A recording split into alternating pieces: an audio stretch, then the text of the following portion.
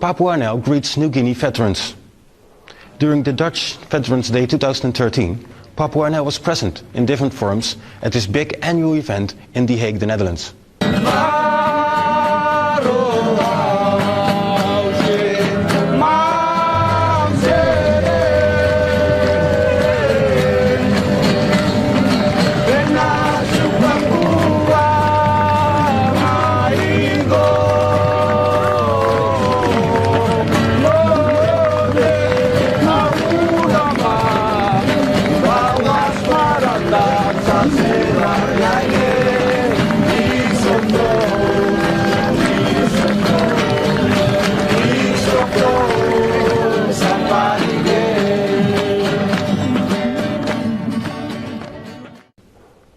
Center item this year, the current weapon deal that is being discussed between the Dutch and the Indonesian government at the moment, for Navy technology.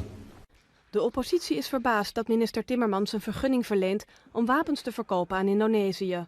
Als Kamerlid was hij een van de felste tegenstanders van de levering van tanks aan Indonesië. And almost on the same moment, Papuans remember the 15-year anniversary of the bloody Biak massacre, in which the Indonesian Navy played a central role in killing hundreds of peaceful protesters and even neutral citizens. With Irian Jaya effectively under military rule, first-hand accounts of massacres are difficult to verify. But now reports of atrocities are filtering out. The 7:30 report has received videotapes secretly filmed in Biak during and immediately after the army crackdown. This man, lucky to have survived, describes for the camera how he was shot in the back, the bullet emerging through his stomach. Business consultant Rebecca Casey and English teacher Paul Meixner were in Biak at the time. They support accounts of a massacre. We could hear the gunshots for 4 hours and we could see nobody in the streets, just army coming up and down sometimes. From what we heard, the troops were pursuing people who ran, and afterwards, after they'd shot as many people as they could, they then went into houses around the dock area and just got everybody out of the house. I don't know if they still were shooting people then, but they certainly rounded them up, took them down to the docks and started torturing them in various ways. But the worst atrocity may have occurred at sea, according to Indonesian churches and human rights groups. They say that after the demonstration in Biak, more than 100 people were taken away in 2 Indonesian patrol boats. Rex Ramakiak, born in Biak, now the OPM's representative in Australia, says they haven't been seen since.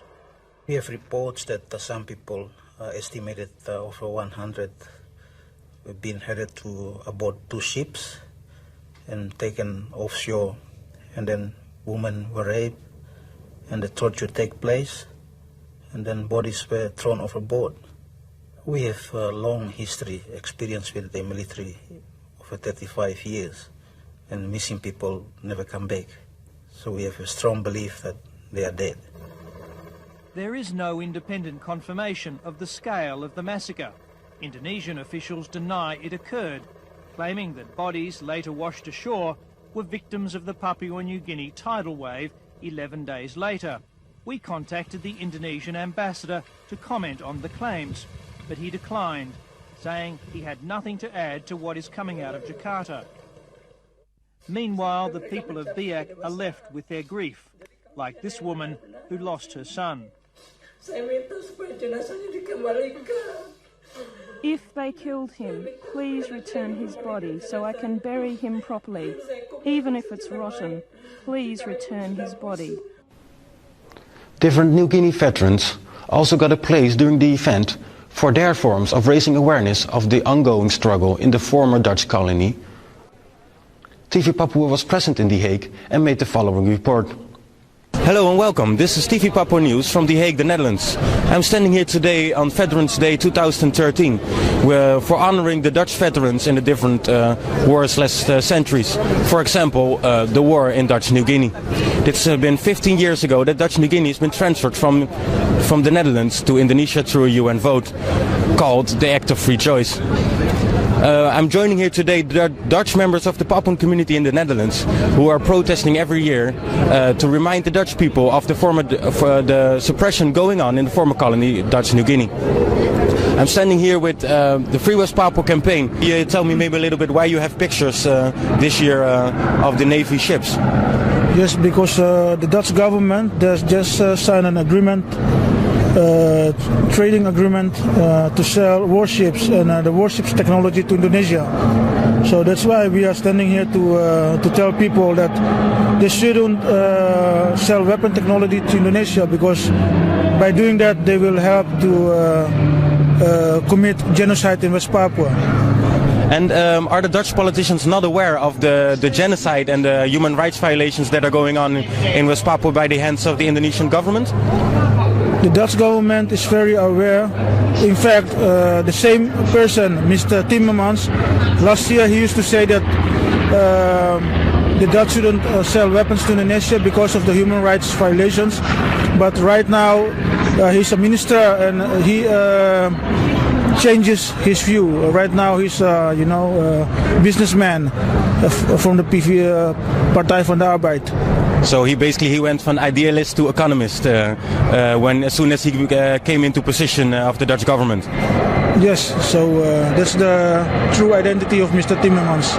And also what I believe he said is that because it's Navy material for on the sea, it cannot be used for human rights violations. But now it's almost 6th July and then it's the 15 years anniversary of the Biak massacre. Can you maybe tell the Navy role in the Biak massacre 15 years ago? I think Mr. Timmermans should tell his people to go to Biak and to ask my family, who lost a lot of families 15 years ago, because the Indonesian Navy, they took our brothers and sisters to the ships, to the warships, and they killed them and throw them in the sea. So Mr. Timmermans, you can tell your people to go and look out for this. Ask for the Biak massacre. Yeah. One more question. What were the Biak people doing at that moment? Why did the Indonesian Navy attack them? Because they were raising the Morning Star flag on the 1st of July. So I want to close this interview with our national slogan of West Papua into the camera for our viewers at home. Yes. So we say, one people, one soul. Thank you. I'm standing here with Chris van der Klauw. Welcome, Chris. Hello. Maybe you can explain the watchers what you are doing here today. I'm every year on the Veterans Day to ask attention for the fact that West Papua is not independent, and the veterans know that, of course, but there are a lot of people here coming, and I want to make them aware of the fact that there is a conflict over there, and to make them clear that the Papuans have the right to have an independence for their country. Yep. Here comes Free West Papua campaign to support these veterans with traditional songs and music.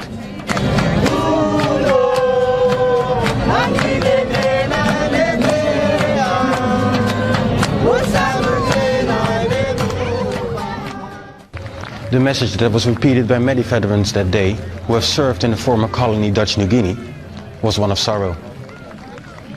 Sorrow that they were forced to abandon the Papuas under the force of the international politics played in those days of the Cold War.